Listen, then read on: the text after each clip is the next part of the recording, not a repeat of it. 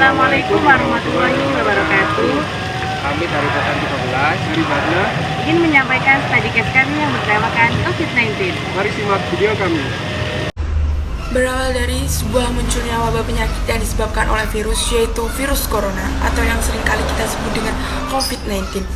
Hampir semua aspek kehidupan mengalami perubahan semakin hari, semakin mengkhawatirkan dan menghamparkan dunia.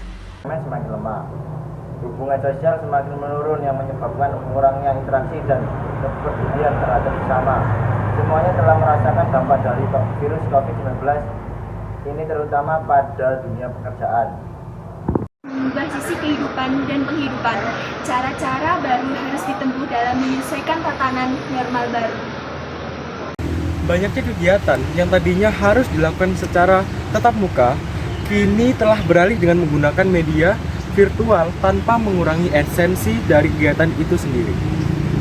Pada awal pandemi tentu merasakan hal yang tidak biasa, akan tetapi seiring dengan berjalannya waktu yang hampir 1 tahun, cara hidup dalam tatanan normal baru menjadi kebiasaan.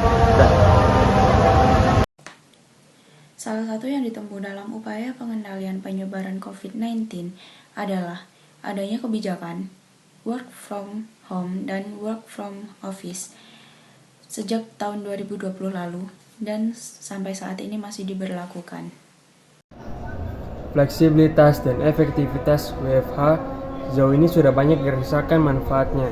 Dengan bekerja dari rumah, pekerjaan ini bisa diselesaikan dengan baik serta menjalin komunikasi dan koordinasi internal baik dengan sesama pegawai dalam satu unit maupun pegawai berbeda unit. Meski kadang banyak hambatan mengingat masing-masing pegawai memiliki fokus terhadap tugas dan fungsinya dalam WFO, misalkan dibutuhkan beberapa dokumen yang berada di kantor, terdapat suatu keharusan untuk pegawai meminta bantuan kepada pegawai yang sedang bekerja dalam WFO dan memungkinkan untuk terjadi keterlambatan dalam suatu penyediaan format dokumen.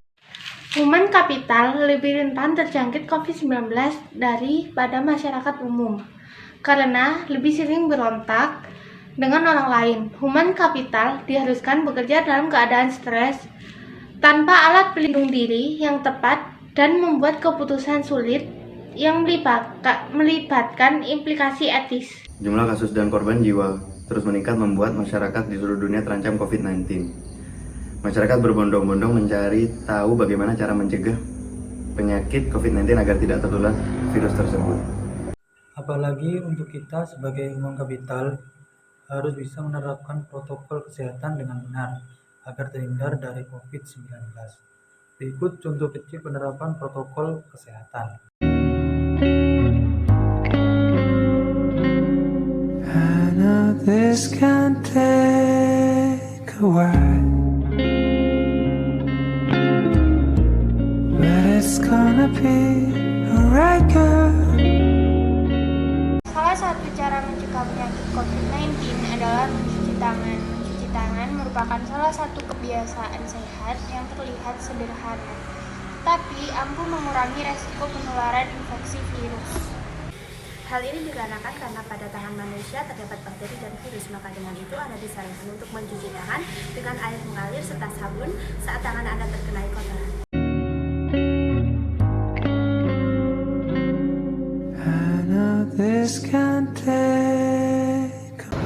Penggunaan hand sanitizer di era new normal ini sangat penting, namun banyak orang yang melemparkan hal tersebut. Penggunaan masker juga sangat penting agar terhindar dari COVID-19.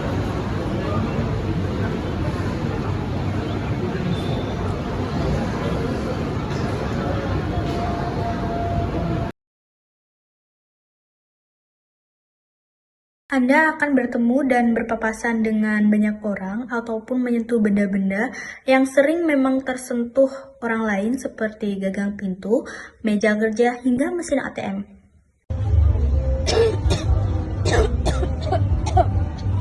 Kamu sakit? Sih kamu kalau pakai masker nggak pernah keluar.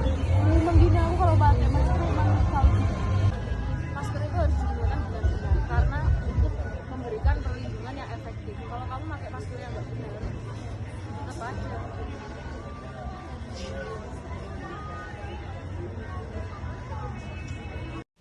Secara umum, virus ini menyebar melalui droplet atau produk saluran pernafasan seperti ingus, batuk, dan bersin. Maka orang-orang tersebut wajib menggunakan masker.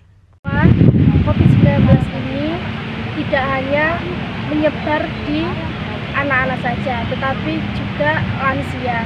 Indonesia sendiri saat ini berada di titik tertinggi tertularnya COVID-19, sehingga membuat para karyawan, pelajar, mahasiswa, dan juga pejabat dan masyarakat lainnya tidak bisa melakukan aktivitas seperti biasanya. Ini untuk mengantisipasi penularan COVID-19, banyak kegiatan yang menggunakan metode jarak jauh atau yang biasa disebut dengan online. Salah satunya di berbagai perusahaan banyak menggunakan metode WFH atau yang biasa disebut dengan work from home. Antisipasi terjadinya penularan saat bisa diadakan kegiatan WFH dan juga untuk kerja yang setelah balik dari luar kota diminta untuk mengisolasi diri sampai dengan waktu yang telah ditentukan. Dan jika tiap pekerja mengalami gejala, segera melapor ke perusahaan atau melapor ke rumah sakit terdekat. Dan untuk pekerjaan yang tak bisa WFH, untuk selalu menggunakan masker dan selalu membawa hand sanitizer.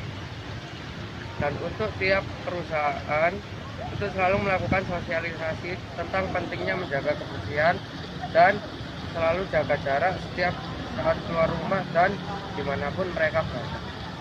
Dan juga perusahaan dapat melakukan tes antigen kepada mereka yang berinteraksi langsung dengan karyawan yang terpapar virus COVID-19 karena mereka berpotensi besar tertular virus tersebut. Dapat disebutkan nih bahwa hikmah yang kita dapat tidak sebesar dampak negatif, tetapi juga ada dampak positifnya.